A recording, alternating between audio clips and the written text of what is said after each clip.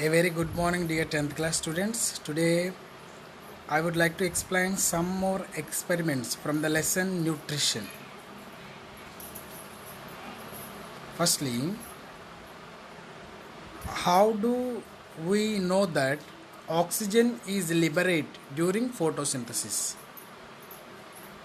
By which activity we know that oxygen is released during photosynthesis?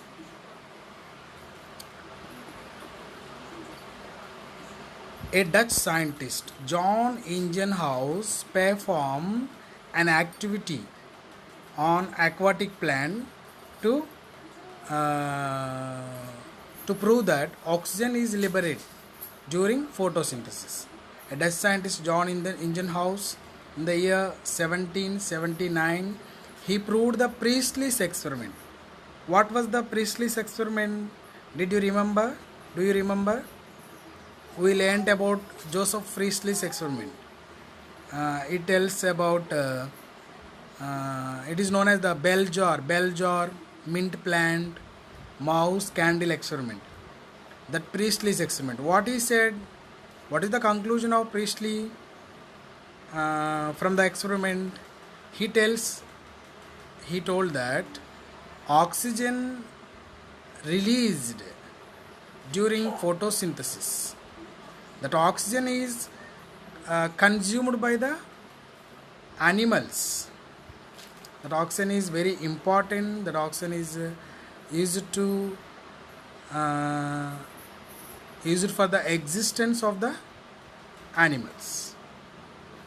But animals are polluting the atmosphere. That was the conclusion of Priestley.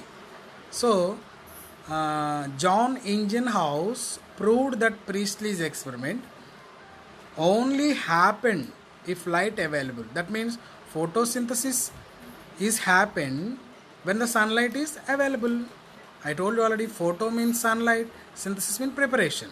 He experimented with aquatic plant, for example hydrilla and elodia, and found that the aquatic plant produced oxygen bubbles only in the presence of sunlight and nothing in the absence of sunlight or dark. Then he concluded that plants need sunlight to produce oxygen. Who concluded this? A Dutch scientist, John Ingenhousz, in the year 1779. Let us see what was his experiment. This is the experiment of John Ingenhousz. For this we need a funnel, a short stemmed funnel, and a beaker, water, and test tube. Firstly, take a short stemmed funnel and arrange the hydrilla plant or elodia plant. These two are aquatic plants. Why? Because the experiment goes in the presence of water, so we need aquatic plant. So hydrilla or elodia plant. Arrange the hydrilla plant in the short stemmed funnel and arrange the funnel in the beaker, and take a test tube filled with water and inverse the test tube into the beaker and onto the funnel, short stemmed funnel, and keep this entire operators in the presence of sunlight.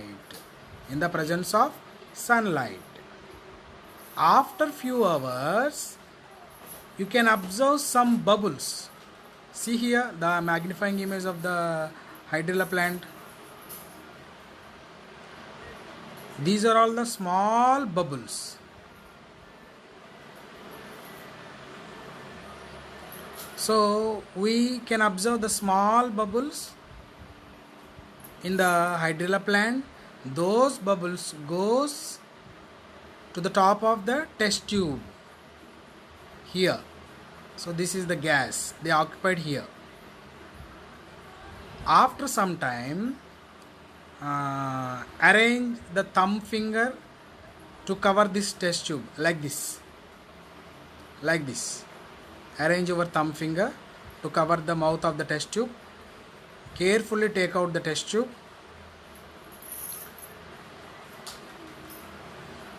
and test for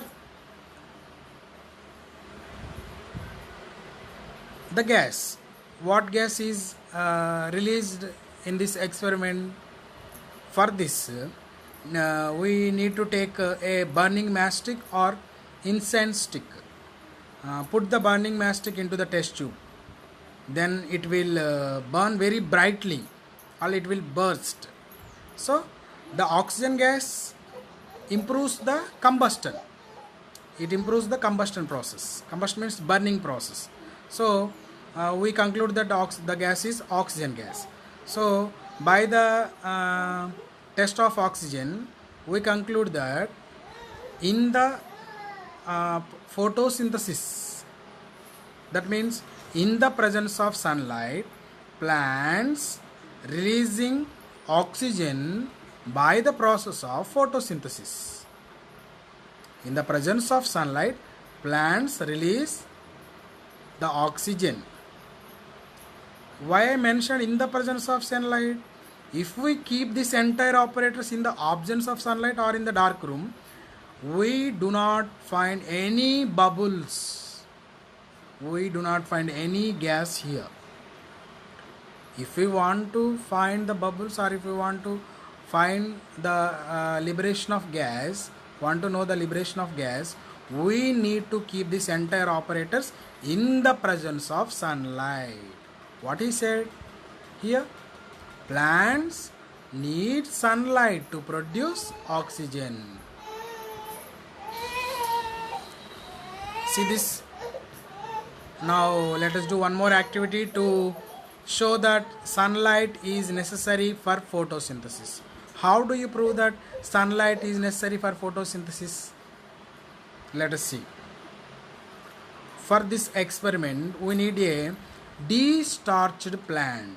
We need a de-starched plant, and select a leaf and cover some part of the leaf with black paper strip. Cover some part of the leaf with black paper strip, and make sure that the sunlight does not enter into the black paper. For this, we need to fix this paper with clip, some clips to hold the paper tight. Hold the paper very tightly. So keep this entire apparatus after arrange the black paper onto the leaf. So keep the entire apparatus into the sunlight for few hours. After few hours, test for starch. Means test for starch, we need to take iodine drops. So the chemical which is used in the test for starch is iodine or betadine. So pour some iodine drops, remove this black paper strip and pour some iodine drops on the leaf. Then the leaf converts, then the leaf becomes like this. Where we arranged this black paper strip, here there is no change. Here there is no change, except this place. The remaining place converts into blue black color. This blue black color indicates the presence of starch. That means this place is prepared the starch. That means this place is undergoes photosynthesis. This place is affected by the sunlight. So this place is prepared the starch. So by this experiment, we know that sunlight is essential for photosynthesis. Here we arranged the black paper.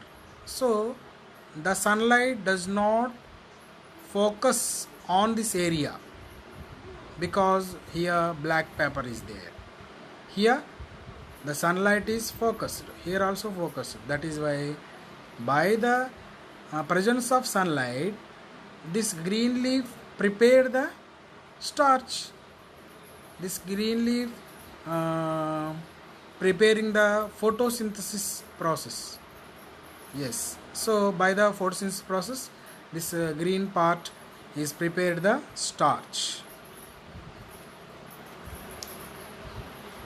And see, the important factor of photosynthesis is chlorophyll. Where the photosynthesis occur in green leaves. In green leaves. Green leaves contain chlorophyll. Chlorophyll was discovered by Pelletier and Cavendish. They name this green substance as chlorophyll. The meaning of the chlorophyll is green leaf.